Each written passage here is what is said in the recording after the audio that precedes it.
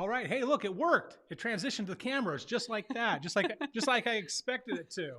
Hey guys, how you doing? Warren Workman here with the Utah Film Festival. Thanks for tuning in to our live broadcast. This is a live broadcast, which means you guys can make comments during the show, and we'll be able to respond to them on the air. Now, if you're making comments from either the Utah Film Festival's page or YouTube, we should be able to see who you are and be able to respond to you.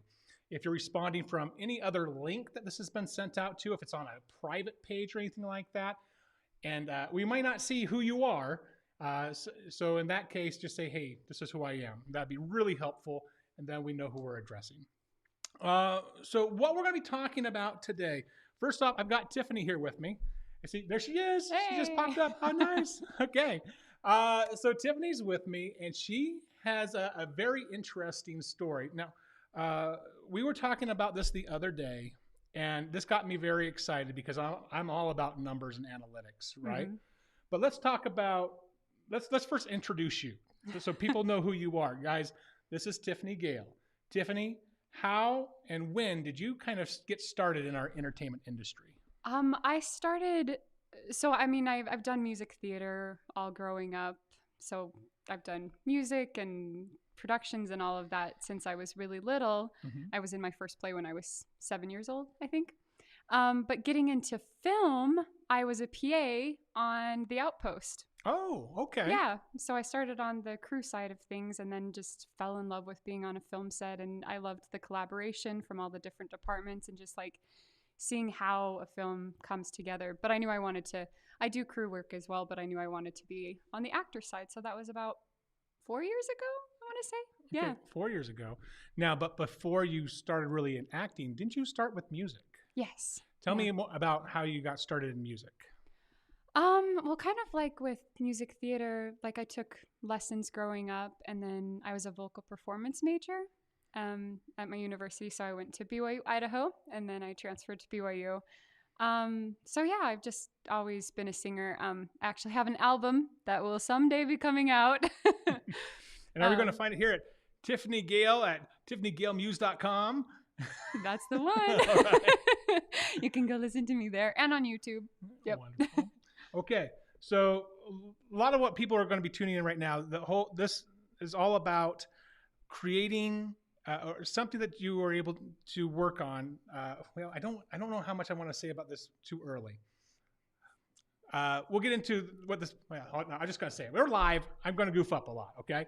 But the whole entire purpose of this is to be able to create measurable success in your career as an entertainer.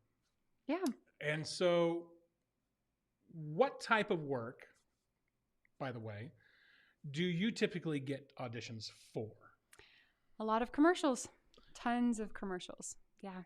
Okay. So whether that's just submitting, mostly I do a lot of self-tapes with commercials, I would say. Not all auditions, have a self-tape included, but most of my commercials, I would say. Yeah. Now, because of this tool that you were able to create, you were able to also find out how many projects you booked. What are their most commonly booked projects? I was looking at the numbers. One moment, everyone. Of all the categories. So I did commercial, music, modeling, and narrative. I just kind of grouped all of the rest of acting in that. Yes. But commercials are the most. All right, because I would have guessed modeling. That would have been my area, just because there's so much print modeling work that's available in Utah. That's where I would have gone. But you created a tool that was able to measure your success throughout this whole process, which frankly I'm surprised at. When I talk to most actors, they're just so busy doing auditions that they don't seem to have time to even do their laundry sometimes, just because they're just running nonstop. They just don't have any time. But you took the time to look at the numbers. What was your reason for tracking the numbers? It started with, so last year I had no idea where I was at as far as my percentages, because I had heard that it's really good to be like between like 10 and 15%. Like that's the common goal. And to be clear on mhm. percentages, we're talking about how many auditions you do versus how many you book. What is that conversion rate? Yes. And so got to the end of the year, the end of 2021, and I was like, I don't even know where I'm at. Like I've booked stuff, but I hadn't really kept track of it. And so it was more, I wanted to build my confidence in this and Mm-hmm. in just focusing on auditions rather than on the bookings, and also being able to see patterns of like, okay, if I submit this headshot, if I wear this, like, is that helping me or hindering me? And like, how many times have I submitted to this casting director? And how many, like, these are just things, spoiler alert, these are things I keep track of. Well, it's important to know what you're keeping track of, and you keep track of a large variety of things from all the elements that it takes to do the auditions. You'll take screenshots of them. You might have, I don't know, maybe a URL if you have to send in an audition that you can come back and take a look at. But being able to track all these different elements, then you start getting data. Now, data is very important. Can you give me an idea of where you came from beforehand so we can kind of bring this all together? What type of profession were you in pre full-time entertainment? Yeah. So I was a project manager at an HR software company. So I dealt a lot with spreadsheets, and like I looked at a lot of numbers. My dad is also a very analytical person. And so that was something that I think I learned from him as well. But I love pie graphs. I love charts. I love being able to see the numbers. And in such a subjective industry, it's hard to like know how you're doing. So, but this, I could actually like have some kind of numbering system to know in some way I have control over it, you know? Right. So. And that's kicker is this is such a subjective thing. I mean, Dora runs the Utah Film Festival, and I had run it for several years before that. And in our industry, it's such a subjective thing to know, is a performance good? Who has a better sound design than the other project? But it is so subjective. But when you get down to it, there are things that you can make better choices on. If you want to have a better chance at booking a auto commercial, for example, and you have auditioned for 20 auto commercials, and of those 20 commercials, when you find that you did X, Y, and Z, you had a higher percentage chance of booking those, then you know that when you go into audition in the future, you should be doing on what you did on those first booking options to have the highest chance of booking again. I mean, that's just such a smart thing to do. I don't want to say it's a no-brainer because it's not, because not a lot of people are taking the time to do that. Is it time intensive to keep track of all the elements that you do to be able to collect this data? It is if I do it right away I just make it part of my process when I'm auditioning, that I just like plug the information in, and it's almost like a checkoff. Like I did the audition, and it's been somewhat therapeutic for me as well, because I can just submit. I know I did it. I keep track, and then I can let it go and I don't have to worry about it. But like I was saying before, like doing the spreadsheet and tracking it, I'm almost more focused on the numbers and like making sure that I'm like, I had a goal of a certain amount of auditions I wanted to do. I can't control the bookings, but I can control those. And like you were talking about, like, okay, what did I submit for this kind of a project, and how did I wear my hair, and did I wear makeup for this? Like what kinds of things are helping me depending on the type of project. So. And that's a big deal. When we had met with both you and Paul, one of the things that came up was, let's say you have an agent or a representative.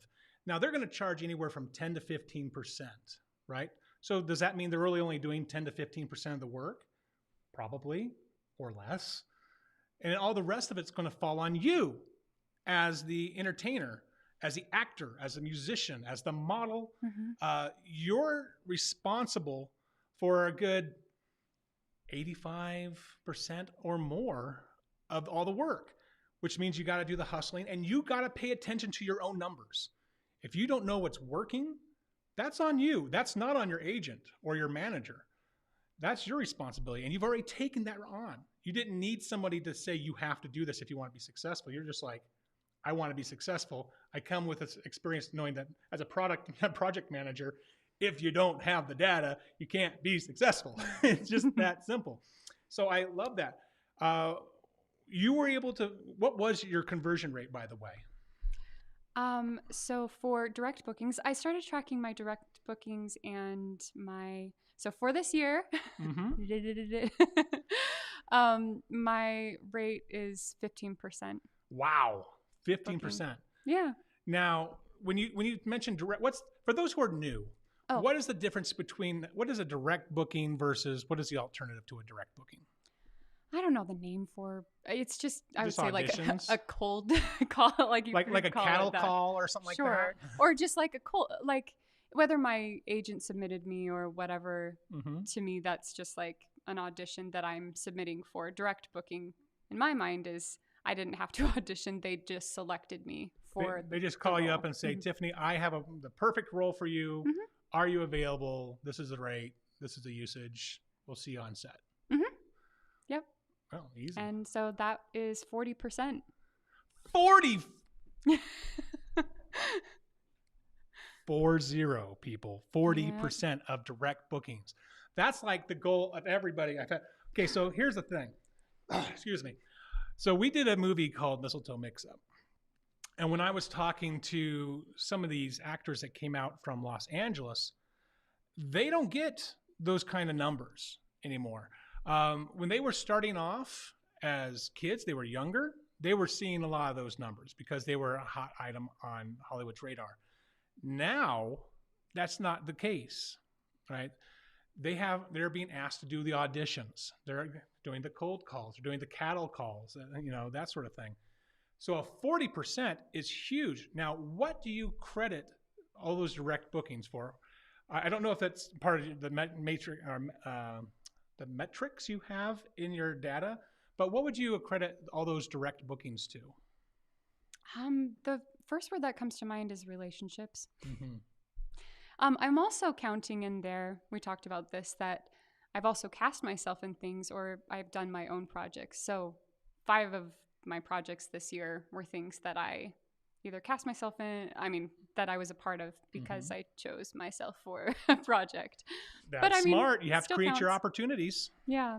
But yeah, relationships, because I look back and I see who I've worked with. Either I've worked with them in the past and I've been on crew for people and then they've cast me in things. So I don't know. I just think it comes back to, talk about networking, but Mm-hmm. relationships and like having an actual relationship with somebody and them wanting you to be on set. Like I want to work with people who like we sometimes have, 12-hour days. Of course you Mm-hmm. want to work with people that you feel comfortable with and are going to come on time and be a team player. So And because you are also stepping into the role of producing as mhm. well as acting, you were able to develop this group. You run Pepperjack Pictures, Mhm. right?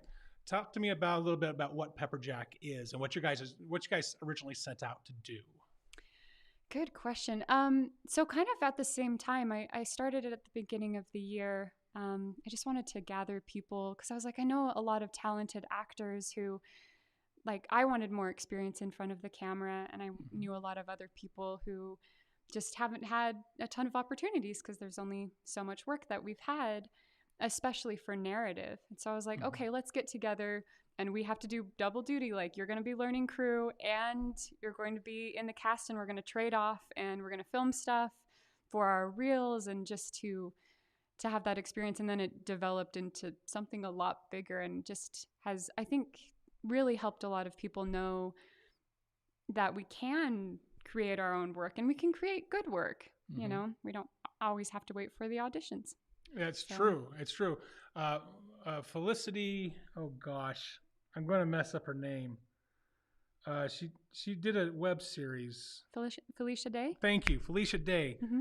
Very great, a great example of somebody who decided to create their own opportunities, not getting booked in anything. Says I'm going to go ahead and make a web series. That springboards her into a very healthy career, and she's just been killing it. You guys are smart because you guys said, look, if we have downtime where we can make our narratives while still being professionals working in commercial work, we're going to do both. We know we want to work more narratives. Maybe we want to produce a feature down the line. Well, we got to get that experience. well, what better way to do that than making short films and learning and getting in front of an audience and not just putting it online to YouTube and just hoping people will find it, but going to festivals and hearing the reactions from a live audience, getting that direct feedback. One of the things that Zepstone Media or Zepstone Film Awards has been doing is they've been leaving reviews as well. Very helpful to have that kind of feedback come back, because now you're getting an idea from somebody who's not connected with a project, then respond with, was the story what I intended to be? Was that conveyed in the way that was responded back to me? We see that a lot with these different community groups here in Utah, and I think it's a phenomenal resource that we should just be tapping into. Matter of fact, I'm watching our feed right now. We have a few people that have been posting, just so you can see who's been posting. If you want to take a look up here, we've got Esteban over here. He loves you, by the way. Juliana, Tiffany Gale is such a positive, creative friend. Hearts, all the love. Oh, I love you guys. Your partner in crime here, it's Jade. It's because she's awesome. And then Mary, of course, she's all about what you're saying here. Oh, I love this. We will sing together soon. He is an amazingly talented opera singer. So I should check him out. I think Esteban actually was one of our winners at Manly Bands too. Yeah, I think he won some stuff during our Black Friday Thanksgiving sale. So you let me know. Did you get your prizes? Let me know if that came through. This has been really helpful. What is next for you? Actually, let me see. I actually had questions. Let me go back in here. Okay, let's go back to the question. This part here. Mm-hmm. Why did you start tracking the numbers? That's a very important question. Why did you start doing that? Well, like I was saying, I just wanted to see how I was doing. I was like, is this working? Mm-hmm. Am I doing something that is worthwhile and worth my time? But it helped me in so many ways. Like, it helped me gain a lot of confidence. And I think that helped me just looking at patterns. I also like to look at patterns and seeing like who I've submitted for, and that I've had a lot of good callbacks this year with, I haven't had bookings in these yet, but I have had callbacks for some prominent roles in bigger projects. And so that's been really cool. And to see how like, okay, I started the year and I've submitted to this casting director this many times, and then I started getting callbacks with them. So just seeing how that consistency has helped so much. So I don't know if that answered your question. It does. It actually kind of answered two of my questions at the same time, because you actually brought up a really good point. When you submit something to a casting director, if you don't get that role, or if you don't get the 3 roles that came from that casting director, it's really easy to be turned off and say everything like, this particular casting director hates me. They keep asking for me to send in auditions, but they never give me the role. You know, obviously it's not the casting director's call to give you the role. Their job is to put who they think is the best people forward, which is awesome, because if that casting director keeps asking for you, that means that they think that you're really good. So that's a good sign. But then you're also noticing when you're working with a certain casting director, how often you're getting booked. Mm-hmm. Those are great numbers. Now, so what did you find though with all these numbers? How important is this data projecting your career forward? Could you still be doing everything you're doing as an actor and not have the data? Could you still make all these same decisions? No, definitely not. No, because it's helped me know like what I'm booking and what I'm wearing and tracking all of that, and knowing also like just keeping track of what I'm wearing on set. And it's just this kind of snowball effect of like, okay, I'm starting here, and then this is like kind of my journey for that project and everything that I've accomplished with that project. But I don't think I would feel the same and have the same confidence that I do without the numbers. There was something else that I was going to say. Now I can't remember. But yeah. Well, overall, I would even imagine that from a self-esteem standpoint. Yeah. When you don't book for a month or 2 or longer, it kind of does a number on you. Mm-hmm. But when you could come back to those numbers, I would imagine it would give you a boost. Does it? Yeah. Yeah, definitely. Well, also because then I'm paying attention. Like when I book something, I like put it in purple and I make it twice as big as the other numbers, just so I'm like, hey, look, like, we had a good success, and I bold the ones that I got callbacks for. And so then I can look at that and I can see those highlights throughout the year. But it also, I keep thinking of something that I want to say, and I keep forgetting. I keep forgetting. It'll be one of those things of it'll come up right after we say end broadcast.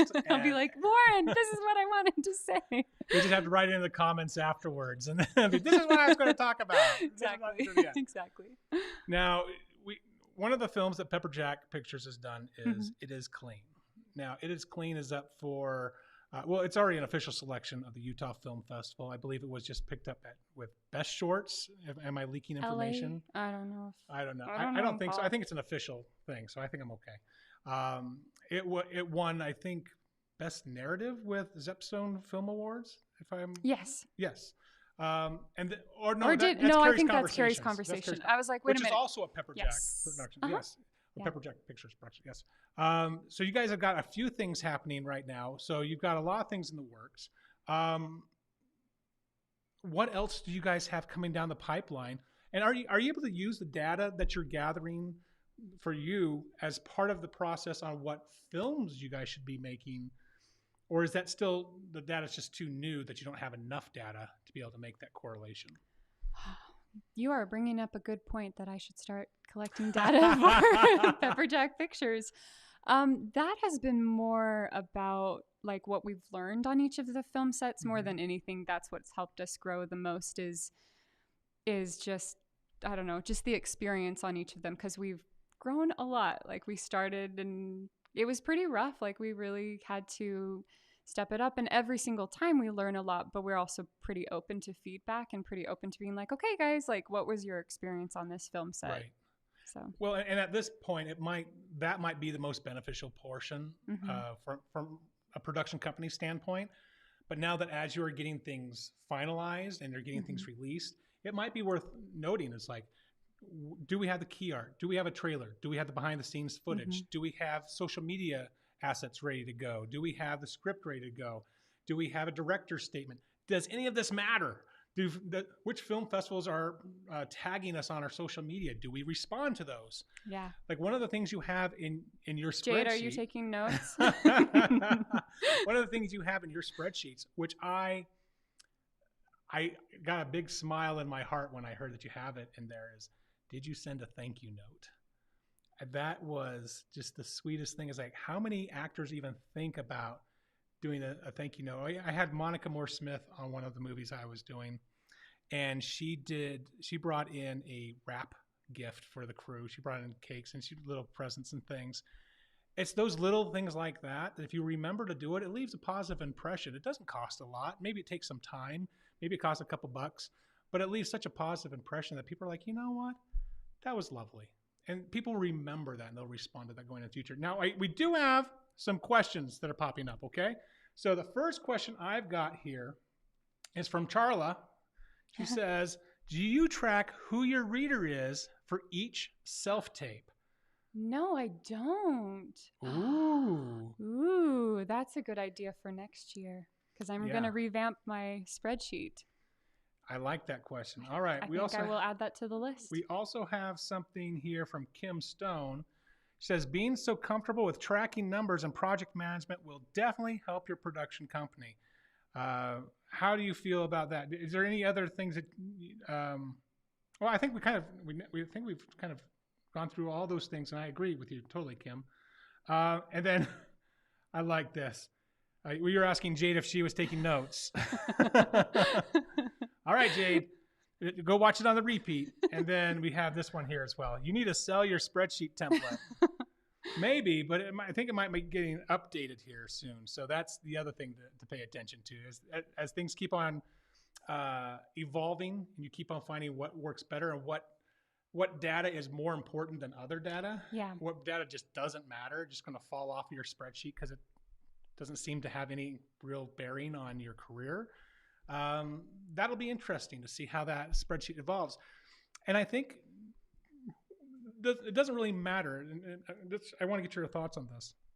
I don't know if it matters if you're an actor, a musician, a model, a cook, a producer, a door-to-door salesman, you should be tracking your data all the way across the board, because otherwise you're not going to know what's successful. Do you see this tool being helpful for people in all aspects of not just the entertainment industry, but anybody who is trying to be an independent contractor, a business owner, or anything like that? Yeah, for sure. Well, and it's a funny thing because for entertainment in particular, and for artists, we want to be like, oh, I'm an artist and I just want to make my art and not worry about, the business side. But it is show business. Like, we need to pay attention to how we're doing, because it is our work. And so for any other field, I think it would just help. I think it just helps where you're at. And so you're not just going day to day and being like, I don't know, I have all these failures. Yeah. Things aren't working out. But then you look at the numbers and you're like, okay, we're making progress, or you're not. And then you change the formula. Exactly. So when you guys are looking at this as filmmakers, for example, if you're making the same kind of short films and you're noticing that you haven't made any money yet, maybe you need to take a look at your data and say, maybe I should stop making a short film at a given point and start moving into the features or commercials or somewhere else. It just depends on what your goal is, I guess, just so that you can pivot depending on what your professional goal is.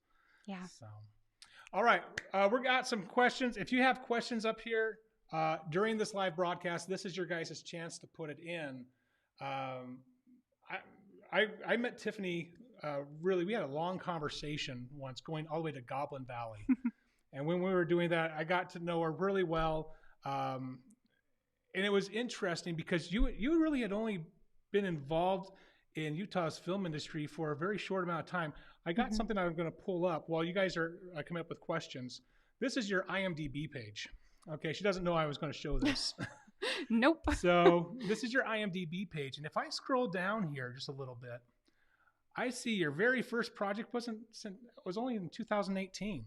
Yeah. You haven't really been acting for a whole lot of time, but in what we're seeing here upcoming, look at all this.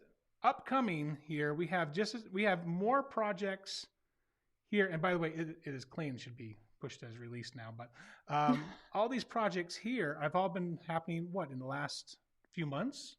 Yeah. Yeah. So we've done, I don't have my glasses, but some of those are with Pepperjack and some of them are with other production companies. I see a short, I see music videos, I see another short, Devil's Men, you're a swing dancer in there as well. It doesn't have in here Mistletoe Mix-Up 2. That's my fault. We haven't put on IMDb. So we'll keep on adding those things in there as well. But this is interesting because we're seeing an explosive growth. Now, yesterday I made a prediction that we were going to start seeing a lot more first-time filmmakers making features, that we were going to start seeing a lot more happening in rural Utah. I'm curious if you have any predictions. Okay. Do you have any predictions for 2023 that you think will happen in Utah's film industry or in your own career path? Well, I think I agree, especially on either feature films, but also short films, opening ourselves up to, for Pepperjack when we started, somebody made a post and they were like, hey, I'm a screenwriter here. Like, I want to connect with other screenwriters. And I responded to all the people who gave comments. And I was like, hey, do you guys have any short films that you want, that you would be okay with us taking? And and all of them responded with short films. So I just think, and then we've had a lot of people come up to us after with their own short films or their own concepts and things. But I think just really opening that up to people realizing and have the confidence to do their own work. So I agree with that. And I think that's just the nature of where we're at as filmmakers and as the opportunities we have with different cameras, and like they're just getting better. And you can film stuff on like your iPhone and stuff. If, if that's what you have, you could do that. So yeah, don't let the technology get in the way of telling the story. I think telling the story is really the hardest part, finding a story that other people would be interested in, not just the fact of, hey, I can make this happen. That's great. Does anybody want to watch this? including you, when it's all done. All right, we do have some questions for you. Here we go. First question here is from Esteban, your favorite opera singer, and who does have his cufflinks, by the way. Any cool projects for the new year? Anything that you can discuss happening right there? Nothing I can discuss yet. Okay, so but yes, in answer to your question, yes, we're doing stuff, but that's all I can say. Here's a reason why producers and actors often won't say what's going on. There's too many things up in the air on it still. Until it is being shot or is in the can and has a release date, it's usually premature. And even though we're excited to talk about things, and I know a lot of you filmmakers do this, you'll make posters, you'll put it on IMDb, you'll start promoting it even before you start shooting it. Stop it. Stop doing that. It's putting the cart before the horse, okay? Get something shot, actually do the production, then talk about it. That's cool. Or talk about why you're doing the production. That's fine too, because it's happening at that point. So that's the best answer you're going to get, Esteban. And I would love to shoot with you too. So there you go.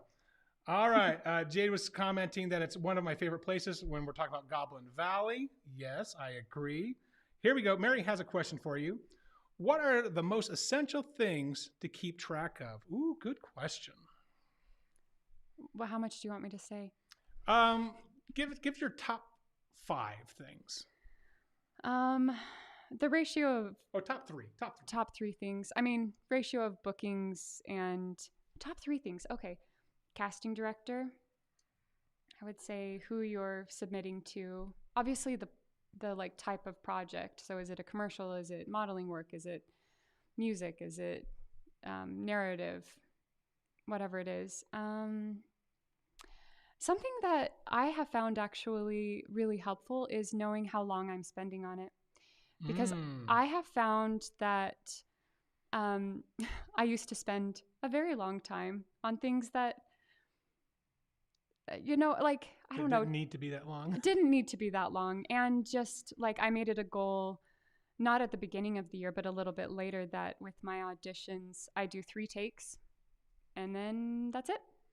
Like once I'm ready to go and if no technical issues come up, I just do 3 takes. And so that made them a lot shorter. And then I'm making choices that are not always perfect, but they're more real. So I'd say those 3. I like those 3 very much. Okay, let me see if I can get rid of this. I'm still working on the technical side of moving things This is really around. impressive, by the way. It's really cool. Just trying to figure it all out. We're going to get rid of this one here. Boom. Okay, cool. All right. Kim Stone has a question. Kim, thank you for adding your question. Let's go ahead and see if it'll pop up. There you go. How long you spend on submissions and auditions? Perfect. Yep. She absolutely agrees. That's a fantastic thing to keep track of. I agree. We have another one here from Tanya. Oh, it looks like you guys might know each other. That's my sister. Oh, yeah, that might be it. I also like how you research the kinds of projects and casting choices that various casting directors have made. How in the world are you doing that, though? I don't get it. How does that work? We were talking about this a little earlier today. So just in knowing, like for commercials, for commercials, they want you to be well represented. So I'm not going to, not have my hair and makeup done for most commercial auditions. But some auditions, I've had some really good auditions for narrative work that have been like early in the morning and I don't look my best and I submit them and I'm not, second guessing my choices, and those seem to go really well. But I think it just depends on the kind of project and because I like to research the kinds of things that casting directors have cast and like the looks that they're going for and somewhat matching what I'm wearing to what I'm submitting for. That makes sense. Yeah, if you find that, here we go. Got another question here. Lily wants to know, how do you keep track of what you need to have an audition for? Now, so just so we're clear, I guess we're asking, what kind of program are you using here? Is it a really expensive app, or what is it that you're using to keep track of all this stuff? How you keep track of what you need to have? I use Excel spreadsheets. Oh. Hey! So it's something that art is not a extra cost to you other than your time. Yeah, I know that there are programs. Paul talked about this. Like he just plugs his in and it like goes off somewhere and it does its own thing. I just do it myself also so that I can change the formula because I'm like you have said, I've like cut stuff out that I'm like, okay, I'm not really needing to pay attention to that. And then I'll add in pictures of the headshot that I submitted with that. And if I'm doing a self-tape, I'll just do a screenshot so I can see what I was wearing. And so just like adding in those little things. And then you can keep track of the averages and I'll keep track of how many I submit each month. And yeah. I love that you track your headshots. And here's why, because as a producer, if I saw your headshot and that was who I just booked was that headshot, and you show up looking like someone totally different than that headshot, I'm going to feel like I got a bait and switch. So I appreciate you paying attention to that, because you could even show up wearing the exact same outfit that you used in that headshot. And I'd be like, thank you. Really? Yeah. I would Interesting. Because then I could say, for example, the outfit that you're wearing right now is very lovely, but it doesn't work for this type of content that I'm working for. Do you have X, Y, and Z? And you can come back and say, nope, I only have this one shirt. That's all I own. It's like, okay, we're bringing in a wardrobe person. Good to know. But it makes it so we can have that conversation. We do have another question here from Mary. Mary asks, let's see here. There we go. Where do you find most of your gigs that you book? Like, do you get cast mostly from things from your agent, Facebook, or I like this one because she came in later than when we started, because you kind of covered it a little bit earlier in the show. But if you wouldn't mind sharing with Mary, where do you get most of your casting from? I didn't start keeping track of that until a little bit later, so I can only talk about like the last few months, but it's definitely been Facebook. Facebook.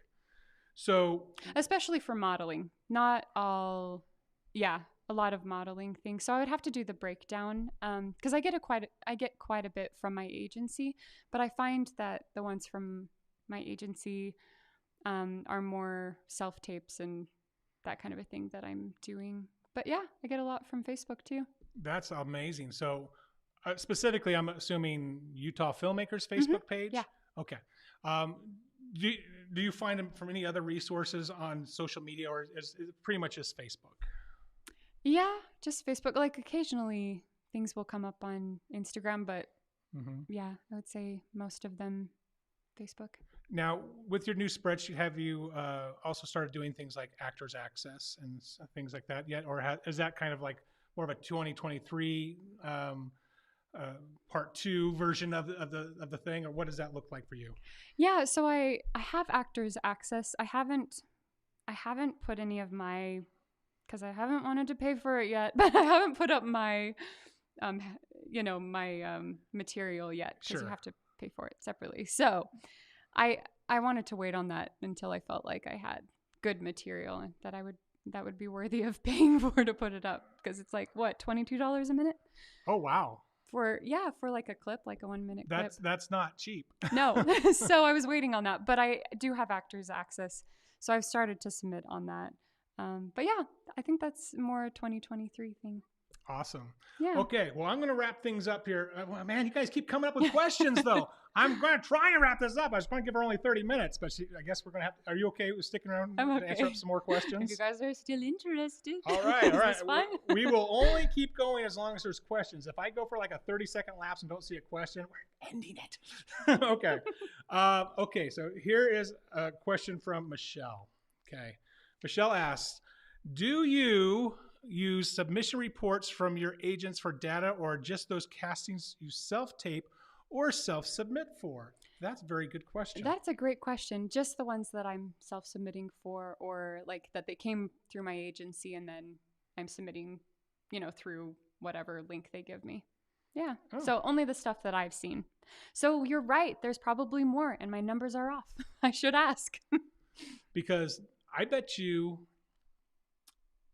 agent, I'm just making an assumption here, most agencies have hundreds of talent that they represent. That would be a lot of work for an agent to try and keep track of all that data to see which of their talent are doing the auditions, which of their talent are booking, what's their percentage rate on conversions, how current are their headshots, and so on. I would imagine most talent agents aren't doing that. I'm not saying that all of them aren't. I'm not saying that any of them aren't. But I would imagine just because of the sheer amount of numbers that would be very, very difficult to do. Yeah. Okay, Frank's got a question. I'm going to bring this over on your screen here. We go.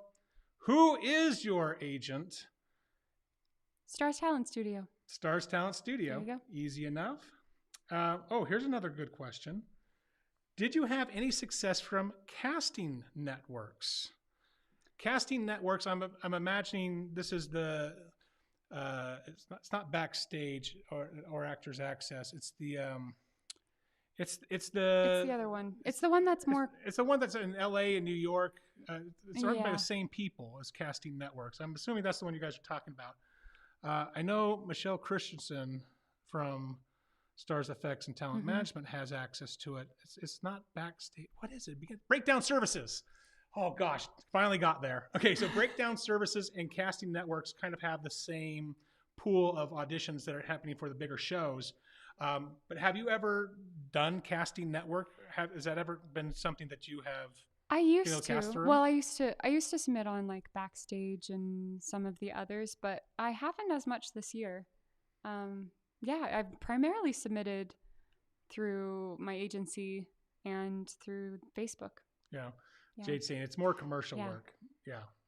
Jade knows. Okay, Frank's got another question. What was the biggest mental obstacle you had to overcome? That's a big question. This year? Yeah. Well, yeah, let's try and break it down just to this year. Let's just do this year. Guys. A whole life full of trauma. What have you got? So much to do, so much to see. All right, let's start therapy 101. Here we go. Good question. This year, something that I've concentrated on is not worrying about what I look like on camera.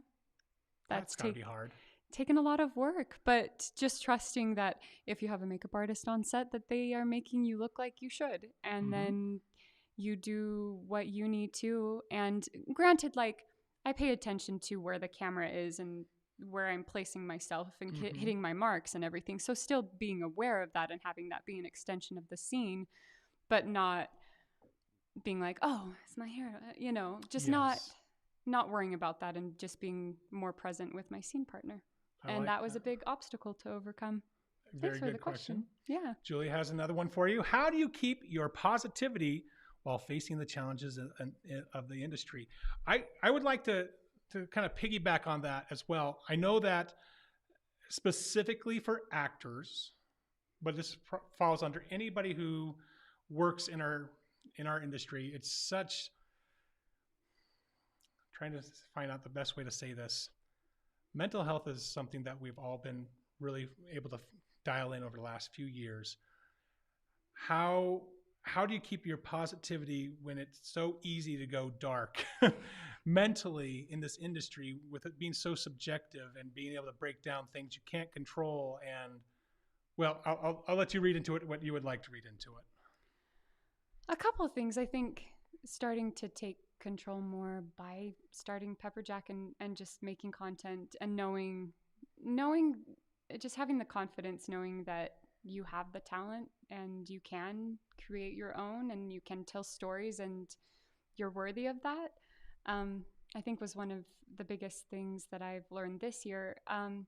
Also taking breaks. I don't submit for everything that I get from my agency or everything that I see. Sometimes I get overwhelmed and I know myself and I can't handle it and I can feel myself shutting down. And so then I'll be like, okay, we're not going to submit this week at all.